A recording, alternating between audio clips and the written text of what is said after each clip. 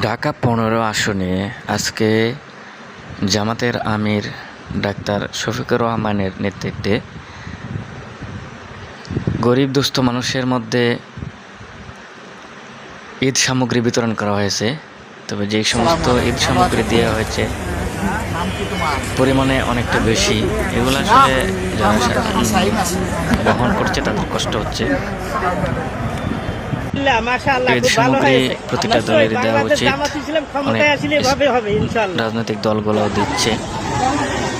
তবে এটা একটু ভিন্ন ধর্মী হয়ে গেছে, যেটা আসলে মানুষের নিতে অনেক কষ্ট হচ্ছে, পরিমাণে অনেকটা বেশি। এভাবে প্রতিটা দলই দেশের উন্নয়নে, দেশের সাধারণ মানুষের উন্নয়নে কাজ করুক, দেশ এবং জাতি উন্নত হবে, এটাই আসলে সাধারণ মানুষের আশা, আমাদের আশা। নতুন হয়ে থাকেন অবশ্যই চ্যানেলটি সাবস্ক্রাইব করে পাশে থাকা বেল আইকনটি বাজিয়ে রাখবেন।